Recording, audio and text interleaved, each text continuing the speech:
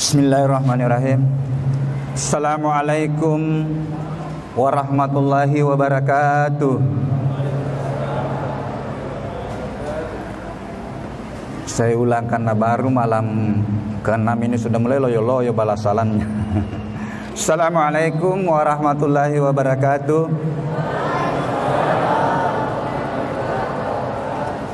Alhamdulillah. Alhamdulillahillazi halaqasy syamsa wal qamara husbana. Allazi ja'ala syahrul Ramadan allazi unzila fihil Qur'an hudal linnas wa bayyinatin minal huda wal furqan. Asyhadu an la ilaha illallah wahdahu la syarikalah wa asyhadu anna Muhammadan abduhu wa rasuluh la nabiyya ba'da. Hadirin sidang jemaah Isya dan insyaallah dilanjutkan salat tarawih yang insyaallah dimuliakan Allah, dirahmati Allah. Puji dan syukur senantiasa kita panjatkan kehadirat Allah Subhanahu wa taala, Tuhan yang menciptakan matahari dan bulan sebagai alat perhitungan waktu,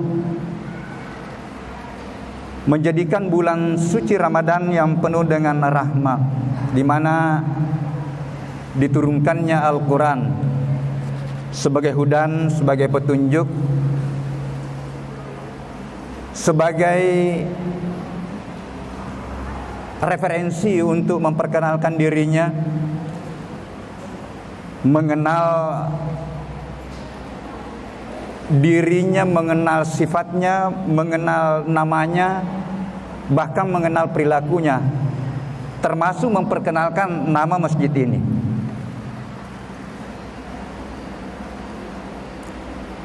Salawat dan taslim kita haturkan kepada Nabiullah Muhammad sallallahu alaihi wasallam, Nabi yang seluruh umat Islam sudah pernah bersyahadat dalam lisan. Deto salaku deto huda mas syahada.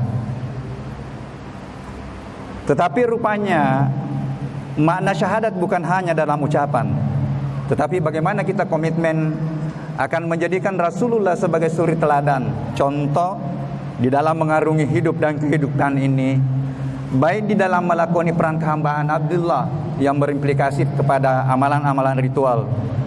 Betapa Rasulullah mencontohkan mulianya salat jamaah, meskipun pada akhir-akhir ini ya sudah hampir lebih 1 tahun, tapi kita bersyukur sudah diberikan sedikit ruang untuk kita melaksanakan ibadah di masjid. Ramadan tahun lalu tidak pernah 1 bulan itu tidak ada tarawih di masjid, tapi ya ada hikmahnya juga. Saya 1 bulan di rumah jadi imam. Dan saya kira banyak yang jadi imam itu selama 1 bulan ya. Dan kemarin 1 bulan juga saya terinspirasi dengan apa yang ada di sini. Saya bilang daripada karena full jadwal kita biasanya ceramah di masjid, ini tidak bisa kita ke masjid. Muncul inspirasi saya, kenapa tidak memanfaatkan teknologi? Jadi main-main maka sedikit juga di YouTube, jadi YouTuber. Jadi saya bikin ceramah itu 30 ya. Jadi orang tuaku, saudara-saudaraku kalau mau lihat, nama channelnya itu Kajian Ramadan Ulul Albab. Ulul Albab. Jadi Ulul Albab itu saya mencoba menerjemahkan atau memberikan pengertian bahwa integrasi antara fikir dan zikir untuk mengkaji ayat-ayatnya Allah. Ulul Albab. Ini Ulul Albab itu definisi orang cerdas yang ada dalam Al-Quran. Yang lama sekali dicari definisinya, siapa sih sebenarnya orang cerdas? Rupanya Allah sudah jelaskan bahwa yang masuk cerdas itu adalah orang yang mampu mengintegrasikan antara zikir dan fikirnya, mengkaji ayatnya Allah, dan dia tidak sombong, dan tumbuh rasa keyakinan bahwa tidak ada yang diciptakan oleh Allah yang sia-sia. Ma halaqta hadza batila subhanaka faqina azabannar. Luar biasa, sebenarnya ada semua di Al-Quran ini ya. Nah ini tadi saya minta izin juga untuk direkam. Ya, direkam. Terkadang kalau saya lihat kondisinya tidak memungkinkan atau ada kesan mengganggu, saya enggak ini. Tapi ini pas di depan saya tadi ada ruang.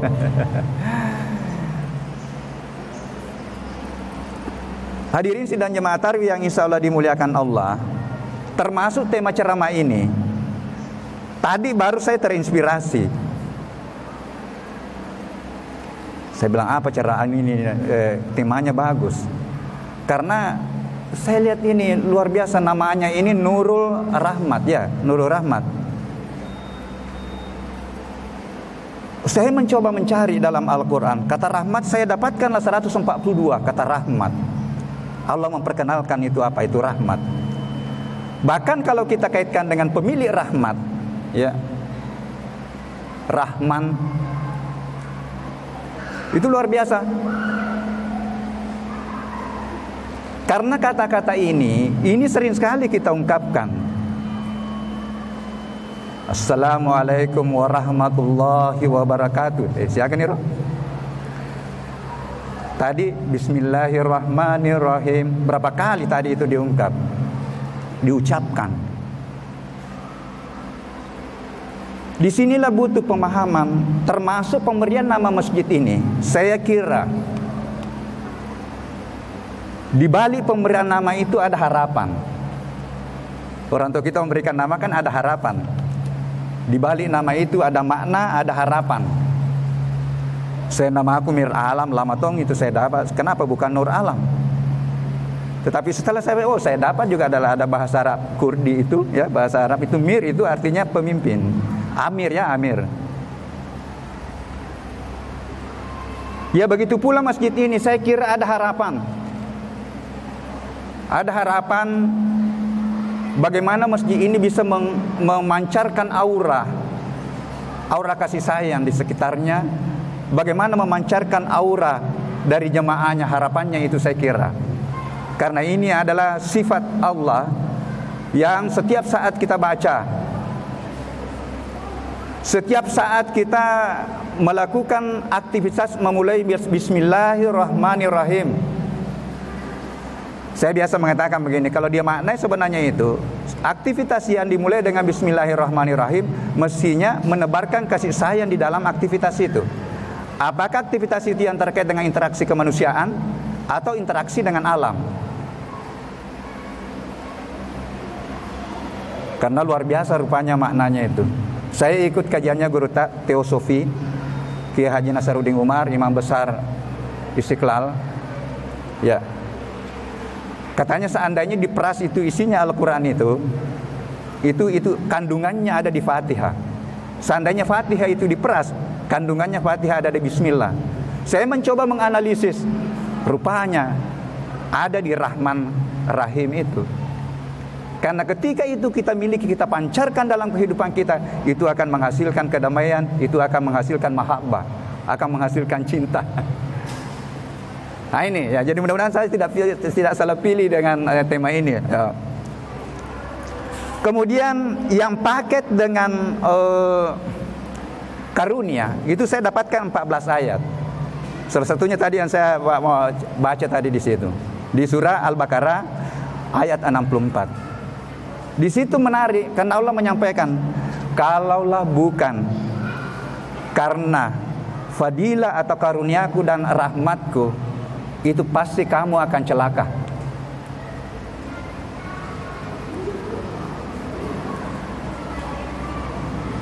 Di ayat lain saya dapatkan surah keempat An-Nisa 83, kalaulah bukan karena fadilah karuniaku dan rahmatku kepadamu, pasti kamu akan mengikuti langkah-langkah setan.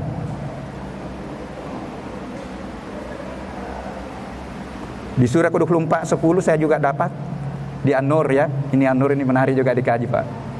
Ya. Kalaulah bukan karena fadilah dan rahmatku, ini namanya ini masjid ini disebut terus Allah, pasti kamu akan menemui kesulitan. Dan yang menarik ini, kalaulah bukan karena fadilah dan rahmatku, kamu tidak akan bersih dari dosa. Ini yang menarik.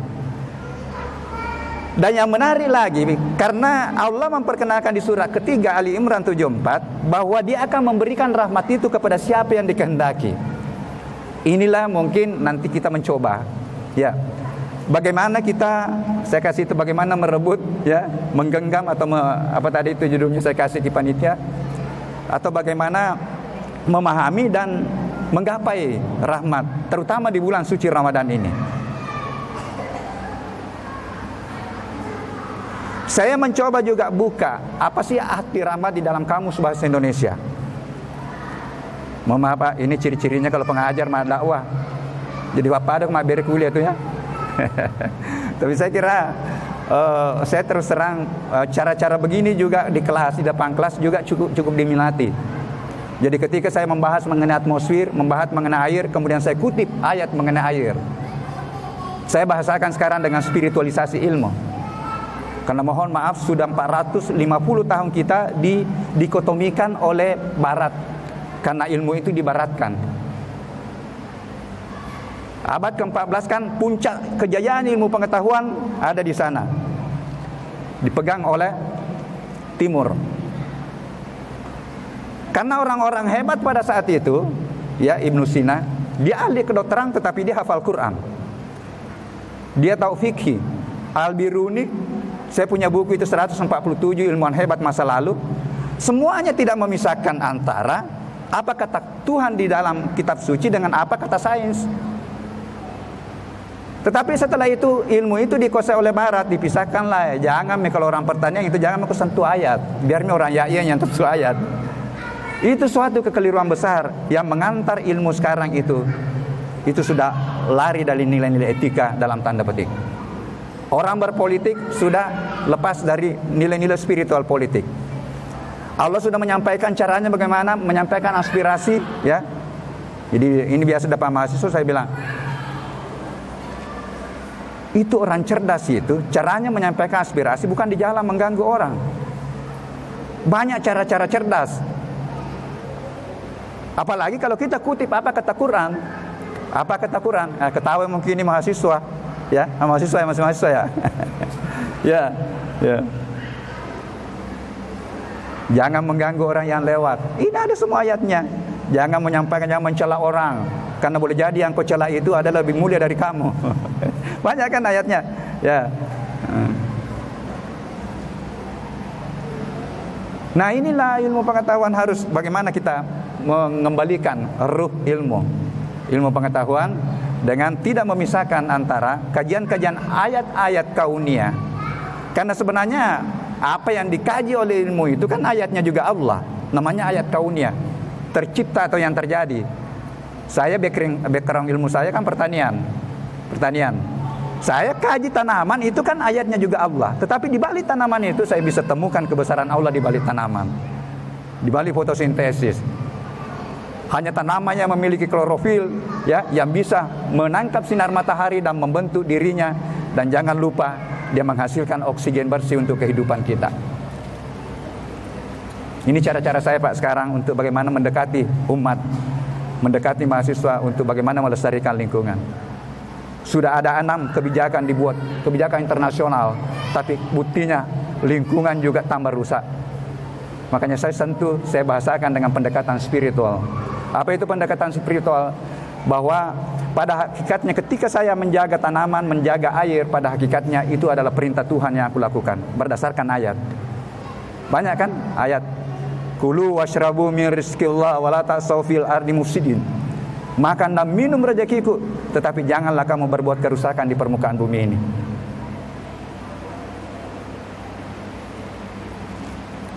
Biasanya ada tertulis di sini 15 menit. Dia agak kita. Ya. Jadi kalau kita mau mengembalikan peradaban mulia, ya, harus menebarkan rahmat, harus mengembalikan Quran sebagai panduan utama kita. Dan bulan suci Ramadan inilah bulan diturunkannya Al-Quran. Kita memulai latihan. Mohon maaf ya, karena bulan Ramadan sebenarnya itu Pak pelatihan. Jangan nanti kita rajin membaca Quran hanya di bulan suci Ramadan. Setelah itu sudah 11 bulan tidak pernah kita buka. Padahal pelatihan sebenarnya, pelatihan salat tahajud, ya, atau tarawih. Karena Allah sudah menyampaikan, Salat sunat tahajud itu luar biasa. Wa minal laili fatahajjat bihi nafilatan laka asa'an yab'atsaka rabbuka maqama mahmuda.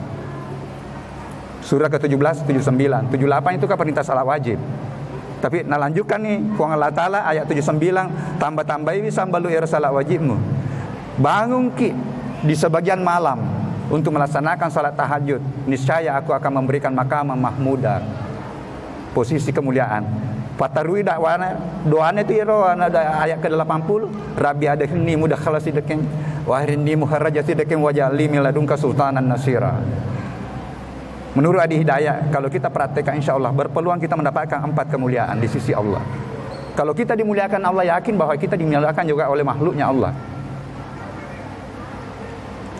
Hadirin sidang jamaah Tarwih yang insyaallah dimuliakan Allah. Setelah saya buka tadi kamus bahasa Indonesia, rahmat bisa berarti balas kasih, belas kasih bisa berarti kerahiman, bisa juga berarti karunia. Ini luar biasa ini namanya, mesti apalagi ada nurulnya. Cahaya, cahaya rahmat. Nah, kita temukan hadis. Ya, hadis ini ya hadis sahih ini karena diriwayatkan oleh Bukhari Muslim bahwa yang dibagi-bagi rahmatnya Allah di dunia ini pada seluruh makhluknya itu katanya hanya satu. Ya. 99 masih digenggam dan itu dipersiapkan untuk perjalanan hidup kita di tempat lain nanti. Mohon maaf, kanero linode tu lepa-lepangam nih. Di mana kita tahu? Di Al-Qur'an. Kaifa takfuruna billahi wa kuntum amwatan fa ahyakum tsumma yumitukum tsumma yuhyikum tsumma ilaihi turja'un. Ketahuilah manusia, pada awalnya kamu tiada, setelah itu kamu hidup membawa syahadat, karena kita sudah genggam syahadat di dalam rahim itu. Alastu birabbikum qalu bala syahidna. Dega tahu jaji kulinoe dena hura masyahada di Allah Ta'ala. Semua pernah mengaku di depan Allah, alastu birabbikum, bukankah aku ini Tuhan? Bala. Betul ya Tuhan, engkau Tuhan, aku hamba dan siap untuk menghambakan diri. Itu kita genggam hidup di permukaan bumi ini dengan melakoni 2 peran tadi yang selalu saya kalau membuka kayak itu, ya, membuka ceramah. Perannya 2, yaitu sebagai Abdullah yang berimplikasi kepada amalan ritual. Tapi ini juga perlu pembahasan juga. Fa'iro korupsi masa pajamato, orang korupsi orang sholat juga. Padahal tujuan sholat itu sudah kelihatan, sudah jelas dalam Al-Quran, tanha anil fahsya'i wal munkar. Saya sementara pembelajaran ini Pak, saya coba melihat itu hampir semua ayat yang menyinggung sholat itu paket dengan zakat. Jadi kemungkinan juga di situ kekurangannya karena belum kita sadar dengan zakat. Jadi nanti tema lain ini saya dirapokalin nanti itu bagaimana pandangan dia kasih saya judul ekonominya, tapi saya mau masuk spiritual dan ekonominya. Ya. Kemudian salat paket dengan mempelajari Al-Quran. Coba utlu ma uhiya ilaika minal kitab wa aqimis salat innas salata tanha anil fahsya'i wal munkar. Tolong, mohon maaf, saya pembelajar ini.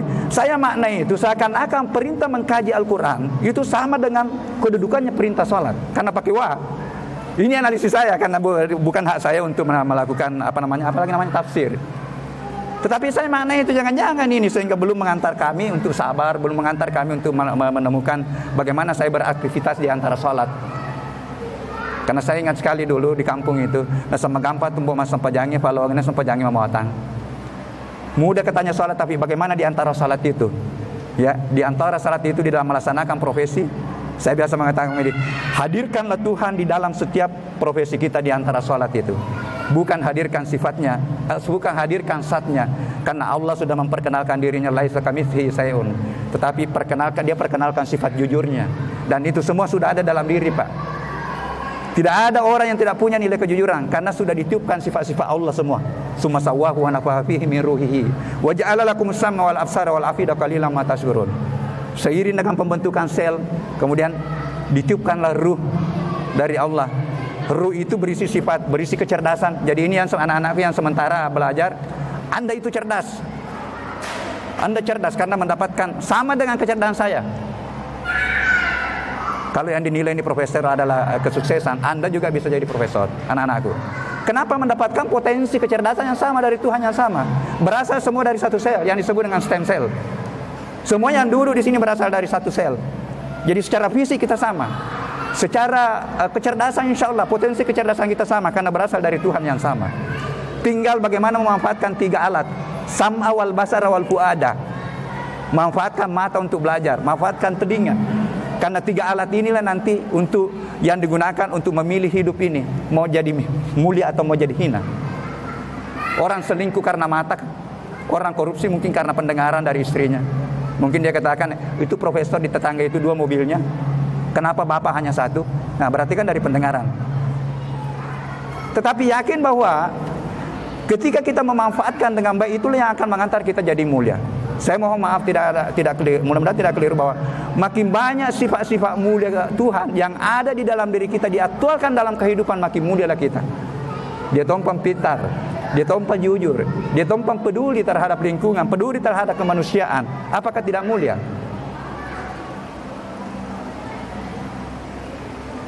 Makanya 3 alat itu nanti diminta pertanggungjawabannya. Dibaca tadi pas sebelum mengisahkan ada mengaji ini. Pas saya dengar saya mau wudu. Ya.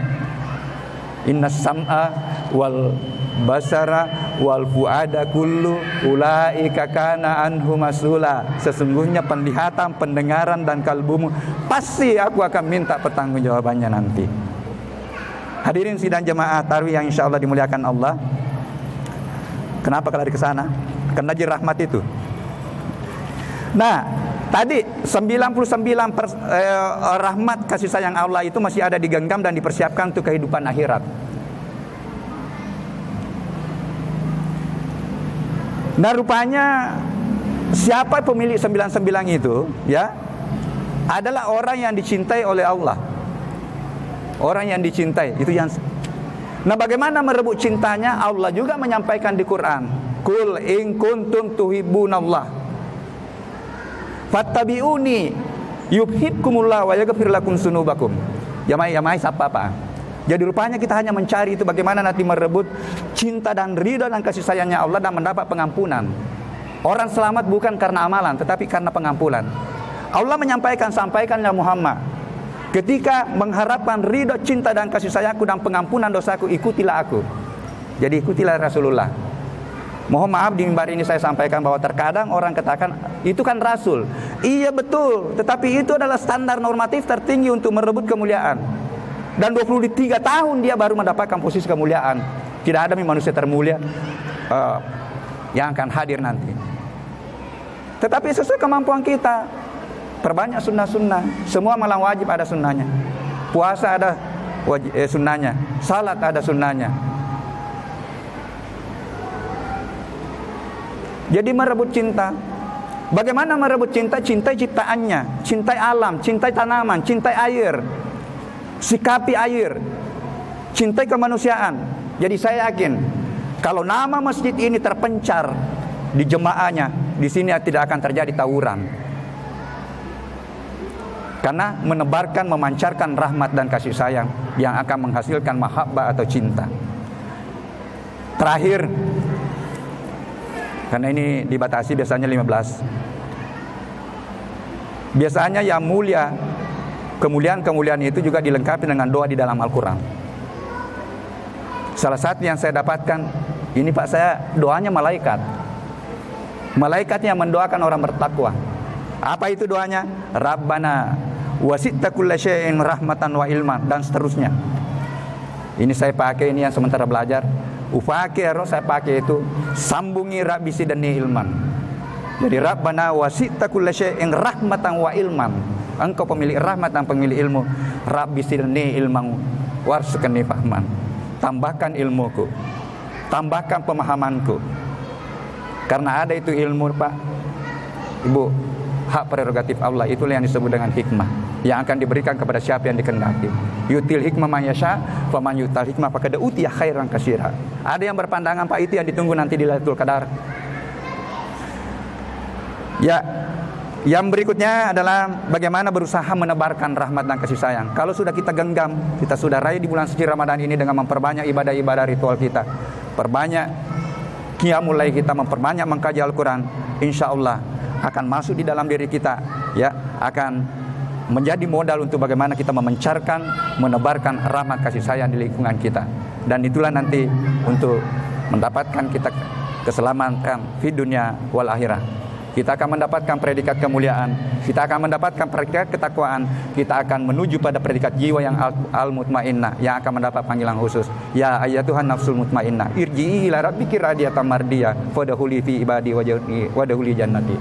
Yang mana semua kita cari ini. Berawal dari mengaku di hadapan Allah sebagai hamba, Allah subhanahu bikum qalu bala syahidna, mencari jalan untuk bagaimana diaku sebagai hamba.